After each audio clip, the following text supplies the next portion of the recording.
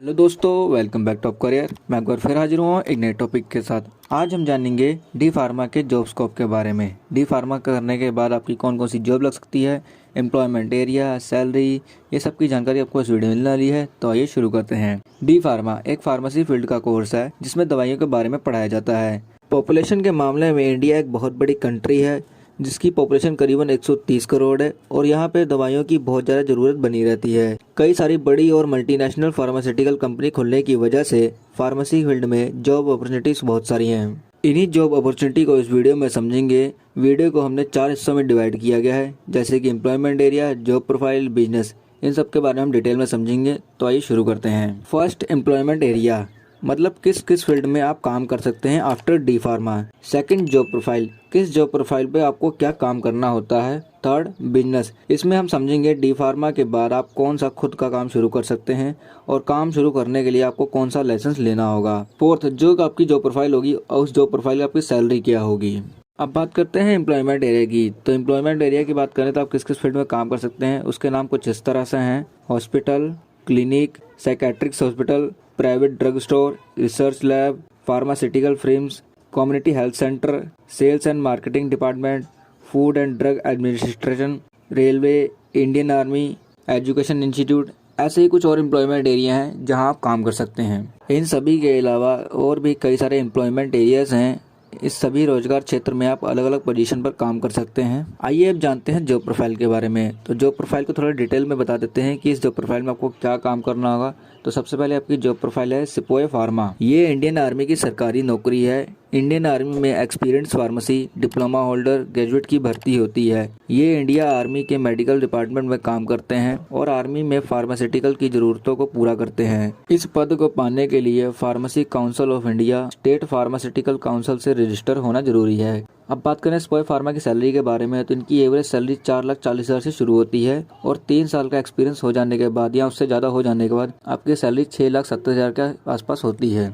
Next आपकी job profile है pharmacist. D pharma holder एक फार्मासिस्ट के तौर पर काम कर सकते हैं। फिजिशियन के ऑर्डर के अनुसार एक फार्मासिस्ट दवाइयों को तैयार करते हैं। इनकी सैलरी की बात करें तो इनकी एवरेज सैलरी 2.8 लाख होती है और 1 से 4 साल का एक्सपीरियंस हो जाने के बाद इनकी सैलरी 3 से 4 लाख हो जाती है। थर्ड आपकी जॉब प्रोफाइल है पैथोलॉजिकल लैब साइंटिस्ट। ये साइंटिस्ट बीमारियों का कारण पता लगाने के लिए अलग अलग टेस्ट करते हैं। ये मरीज की देखभाल करते हैं और बीमारी का इलाज भी ढूंढते हैं। अब इनकी सैलरी की बात करते हैं, इनकी एवरेज सैलरी होती है वो 2 लाख से 4 लाख तक होती है। फोर्थ आपकी जॉब प्रोफाइल है ड्रग इंस्पेक्टर। ड्रग इंस्पेक्टर को मेडिकल फील्ड का ऑफिसर कहते हैं। इनका काम होता है दवाइयों का जांच करना। ये प्राइवेट और गवर्नमेंट हॉस्पिटल के दवाइयों की जांच करते हैं। ड्रग मैन्युफैक्चरिंग इंडस्ट्री और दवाइयों की होलसेल व रिटेल दुकानों की भी जांच करते हैं। इनकी सैलरी की बात करते हैं, इनकी एवरेज सैलरी जो होती है वो 41,000 से लेकर 44,000 पर मंथ होती है। इन सभी के अलावा डी फार्मा होल्डर की कई सारी जॉब प्रोफाइल अवेलेबल होती हैं, जैसे कि मैं इनके नाम बता देता हूं और आपकी सैलरी बता देता हूं। फर्स्ट नाम आपका जो है जॉब प्रोफाइल का वो है डिस्पेंसरी मैनेजर। इनकी एवरेज सैलरी जो होती है 2.2 लाख पर ईयर होती है। नेक्स्ट है कंसल्टेंट फार्मासिस्ट। इनकी एवरेज सैलरी जो होती है 2 लाख पर ईयर होती है। और नेक्स्ट आपका है डिस्पेंसरी फार्मासिस्ट। इनकी जो एवरेज सैलरी होती है 7.2 लाख से लेके 8.8 लाख पर ईयर होती है। नेक्स्ट आपका है मेडिसिन सेफ्टी मैनेजर। इनकी सैलरी होती है 7 लाख से लेके 17 लाख पर ईयर होती है। फार्मेसी असिस्टेंट, इनकी जो एवरेज सैलरी होती है 2.5 लाख पर ईयर होती है। नेक्स्ट आपका सीनियर क्लिनिकल फार्मासिस्ट। इनकी एवरेज सैलरी 1.8 लाख से लेके 6.5 लाख पर ईयर होती है।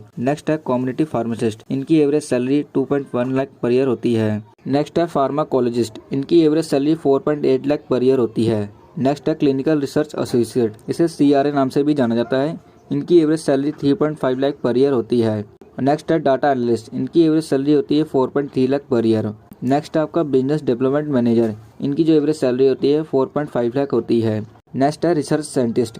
इनकी जो एवरेज सैलरी होती है 6.9 लाख पर ईयर होती है। ये कुछ जॉब प्रोफाइल के नाम है जो आपको बताए गए हैं और जो आपकी सैलरी बताई गई है ये आपकी एवरेज सैलरी होती है जो कि आपको स्टार्टिंग के ज्वाइनिंग के दौरान मिलती है और एक्सपीरियंस हो जाने के बाद और ज़्यादा बढ़ जाती है। बात करते हैं खुद के बिजनेस के बारे में। इनमें से कोई भी नौकरी करने के अलावा आप लाइसेंस भी ले सकते हैं जिससे आप अपना बिजनेस शुरू कर सकते हैं। मेडिकल शॉप खोलने के लिए आपको एक लाइसेंस लेना होगा। लाइसेंस लेने के लिए स्टेट फार्मेसी काउंसिल की वेबसाइट पर रजिस्टर करना होगा। सभी जरूरी डॉक्यूमेंट अपलोड करने के बाद लाइसेंस के लिए अप्लाई कर सकते हैं। डी फार्मा जब कंप्लीट कर लेते हैं तब डी फार्मा का एग्जिट एग्जाम देना होगा, तभी आप लाइसेंस के लिए अप्लाई कर सकते हैं। दोस्तों ये थी डी फार्मा के बाद किए जाने वाली नौकरी के बारे में। अगर जानकारी अच्छी लगी तो चैनल को सब्सक्राइब करें। Thank you for watching this video.